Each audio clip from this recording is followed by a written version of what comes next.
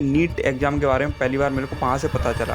कभी इतना पैसा देखा नहीं था मैंने। एक साथ यूनिवर्सल एससी पर एक एस्ट्रोलॉजर भी बैठता था। तो एक दिन उसने बुलाया मेरे को और रविंद्र को। मेरे को मिले अमन दत्तवाल भाई। तो कुछ दिन पहले मैं ये रील अपलोड की थी, तो काफ़ी सारे लोगों के साथ प्रैंक हो गया था। तो आज मैं आपको अपनी पूरी की पूरी अपनी जो नीट की जर्नी है वो बताऊँगा कि किस तरीके से जो है मेरा फर्स्ट, सेकंड और थर्ड अटेम्प्ट गया। और आपको ये भी पता चले कि अगर कुछ चीज़ें मैं नहीं करता तो मैं इंडिया के टॉप कॉलेज में हो सकता था।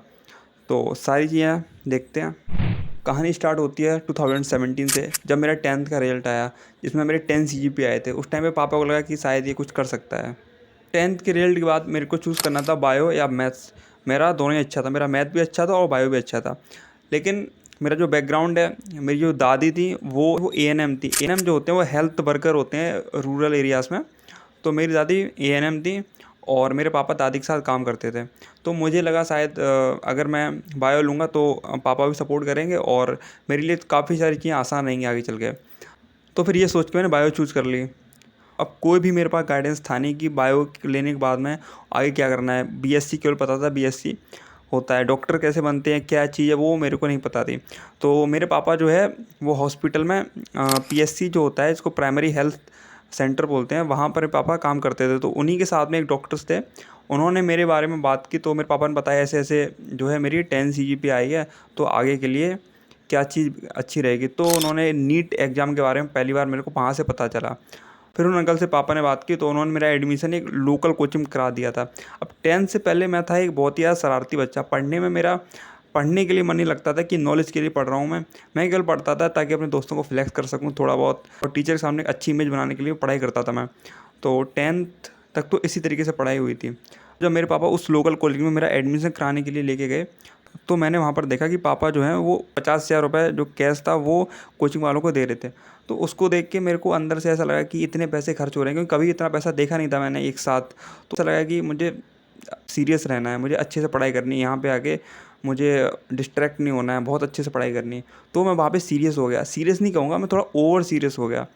तो जिस बैच में मेरा एडमिशन हुआ, तो वहाँ मैं अच्छे से पढ़ाई स्टार्ट की और फिर जो है कुछ 1-2 टेस्ट के बाद मेरा जो है बैच अपग्रेड हो गया, मैं एक टॉप बैच में पहुँच गया। लेकिन इस बीच में प्रॉब्लम क्या हुई कि मेरे जो टॉपिक्स थे, kinematics, projectile motion, motion 1D, ये सारी चीज़ें जो है वो स्किप हो गई सारी।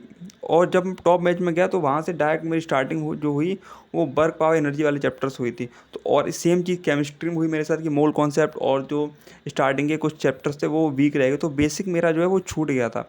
तो जब मैं वहाँ पहुँचा तो मेरे मार्क्स जो है और बच्चों के जो नंबर हैं वो आ रहे थे, किसी के 600, 550, 600 एबव आ रहे थे, और मेरे मार्क्स वहाँ पर 300, 400 इस रेंज में आ रहे थे। और इसको देख के मैं काफ़ी ज़्यादा डिप्रेस हो गया कि कुछ मेरे से हो नहीं रहा है। और फिर मैंने और ज़्यादा मेहनत करना स्टार्ट कर दी। तो वहाँ पे जाकर मैं इतनी ज़्यादा मेहनत स्टार्ट कर दी, मैं केवल दिन के 4 घंटे सोता था। उस बीच में क्या हुआ कि मेरे साथ माइग्रेन वाली प्रॉब्लम भी हुई थी 3-4 महीने। मैं इतना ज़्यादा सीरियस था कि मैंने हर चीज़ ट्राई कर दी। फिजिक्स में यूनिवर्सल, एससी वर्मा, केमिस्ट्री में मैंने MS Chauhan, N Awasthi, VK Jaiswal, bio मैंने कोचिंग में मॉड्यूल पढ़े, एनसीईआरटी पढ़ी, सारी चीज़ें मैंने ट्राई कर दी। और मेरे मार्क्स जो है वो 400 to 500 रेंज तक, इससे ऊपर नहीं आ रहे थे। और मैं काफ़ी ज़्यादा इस पॉइंट ऑफ टाइम पे डिप्रेस हो गया था। तो इस तरीके से जो है मेरी 11th क्लास जो है वो कंटिन्यू रही। तो 11th में मेरे मार्क्स 500 और इसकी रेंज में आ रहे थे। देन 11th के जो पेपर थे वो दिए मैंने, और 12th में मेरा जब एडमिशन हुआ तो वहाँ पर मैंने अपने अंदर कुछ चीज़ें जो है नोटिस की, क्या चीज़ मेरे को अब नहीं करनी जो मैं 11th में गलती की है। फिर जब मेरा 12th में एडमिशन हुआ तो सबसे पहले मैंने एक चीज़ नोटिस की कि क्लास के अंदर जो है वो 100% अटेंशन देना है। क्योंकि 11th क्लास में अटेंशन नहीं दे रहा था, मैं जो मेहनत कर रहा था वो रूम पे जाके मेहनत कर रहा था। रूम पे जाके सेल्फ स्टडी में काफ़ी अच्छी कर रहा था, लेकिन क्लास में मेरा जो फोकस था वो इतना अच्छा नहीं था, जिस वजह से मैं काफ़ी सारे कॉन्सेप्ट जो थे क्लास में समझ में आ जाने चाहिए थे वो नहीं आ रहे थे। तो ये चीज़ मैंने प्रैक्टिस की कि 12th क्लास जो है वो ये गलती ना करूँ मैं। तो 12th क्लास में मैंने सेम चीज़ को अप्लाई किया। मैं 12th में अच्छे से मैंने क्लास में फोकस रखा और अच्छे से पढ़ाई की। लेकिन कुछ गलतियाँ हुई जो मैं आगे वीडियो में बताऊँ क्या गलती मैंने 12th में भी की, इसके में मेरा सिलेक्शन फर्स्ट अटैम्प्ट में नहीं हुआ था।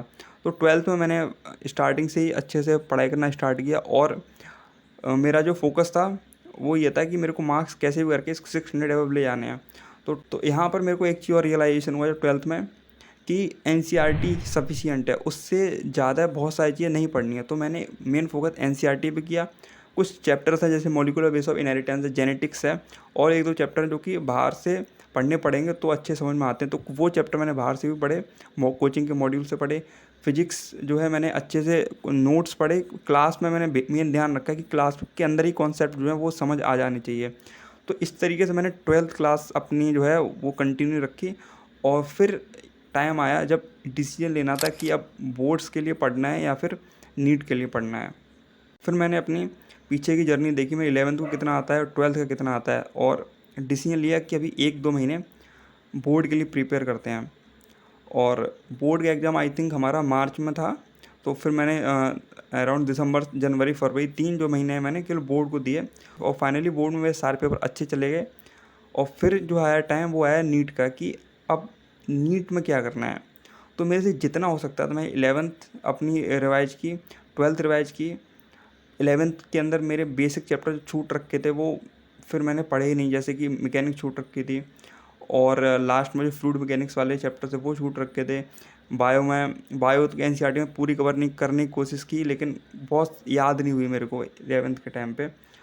और केमिस्ट्री में भी काफ़ी सारी चीज़ें बेसिक छूट रखे थे, क्योंकि मैंने रिवाइज नहीं की थी 11th 12th में आके, तो बहुत सारी चीज़ मेरे दिमाग स्किप हो चुकी थी। और जब मैंने नीट का पेपर दिया अपना पहला, तो मैंने ये सोच के नहीं दिया कि मेरे को निकालना है, मुझे पता था ये एग्ज़ाम मेरे से नहीं निकलने वाला है। मैं प्रिपेयर हो चुका था कि मुझे ड्रॉप लेना है और अच्छे से अगले साल मैं एग्ज़ाम निकाल दूंगा। तो जब देने गया और जब लौट के आया तो मैंने मार्क्स कैलकुलेट किए अपने, तो वो अराउंड 400 आ रहे थे। और उसका जो रिजल्ट आया मेरा, मैंने अपना जो है वो फर्स्ट अटैम्प्ट का रिजल्ट आ से देखा ही। मेरे पापा ने मेरे को बताया था कि मेरे जो 350 मार्क्स आए थे।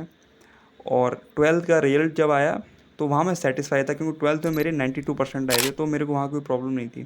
तो अब मुझे डिसीजन लेना था कि मेरे को कोटा जाके तैयारी करनी है या फिर इसी लोकल कोचिंग में तैयारी करनी है।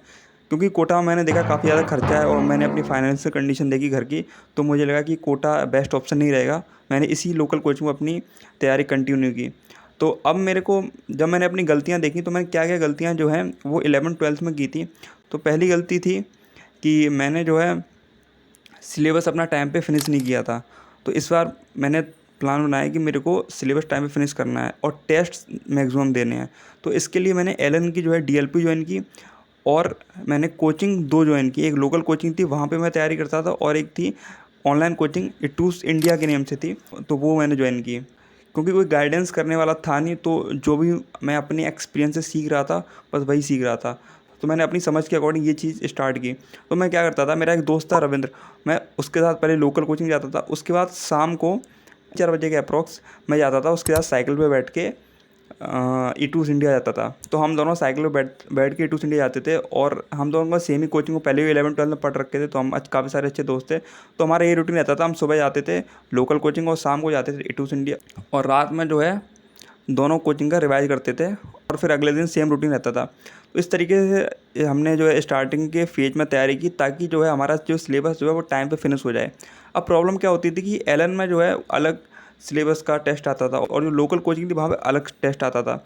तो मैं क्या करता था, मैं केवल जो लोकल कोचिंग का सिलेबस था बस वही तैयार करके जाता था, और उसी का टेस्ट सीरियसली देता था। और जो एलन का टेस्ट था मैं उसको सीरियसली नहीं दे रहा था, क्योंकि मैं दोनों की एक साथ तैयारी नहीं कर पा रहा था टेस्ट के। मैंने जो है वो अपनी लोकल कोचिंग के टेस्ट की अच्छे से तैयारी की, उन पेपर्स को अच्छे से एनालाइज़ किया, और उन टेस्ट को मैंने सीरियसली दिया। और जो मैंने ईटूस इंडिया ज्वाइन की थी वहाँ से मैं 12th का सिलेबस था उसको कवर करा था, और इधर लोकल कोचिंग से 11th का सिलेबस कवर हो रहा था। तो इससे मैंने ये सोचा कि जल्दी से जो है मेरा सिलेबस कवर हो जाएगा, उसके बाद मैं अच्छे से रिवाइज करूँगा और फिर एग्ज़ाम दूँगा। और इस पूरी प्लानिंग के बीच में एक छोटा सा ट्विस्ट आया। एक्चुअली हुआ क्या था, जहाँ पर ईटूस इंडिया में हम पढ़ने आते थे मैं और रविंद्र, वहाँ पर एक एस्ट्रोलॉजर भी बैठता था।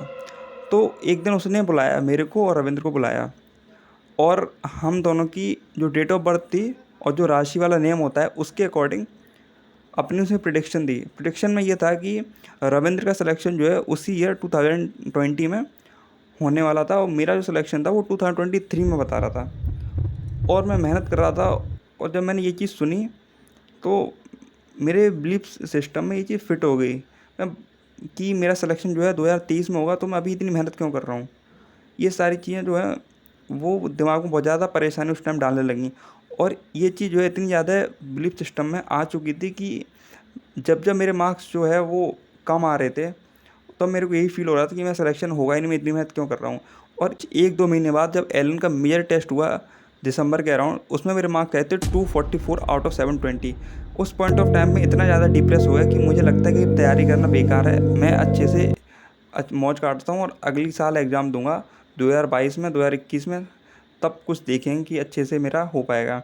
ये अराउंड दिसंबर की बात है। और उसके बाद जो है जनवरी में कोविड आ गया और फिर मैं आ गया घर, और घर आके मैंने यूट्यूब वगैरह पे काफ़ी सारी चीज़ सर्च की और मेरे को मिले अमन दत्तरवाल भाई, और उनसे मैंने क्या क्या सीखा और क्या मेरे मार्क्स आए थे सेकंड अटैम्प्ट में, वो देखने के लिए अगला पार्ट का थोड़ा इंतजार करना पड़ेगा। तब तक के लिए बाय। वीडियो अच्छी लगे तो लाइक करना, सब्सक्राइब करना, और अगला पार्ट मैं जल्दी लेके आऊँगा। तब तक के लिए बाय।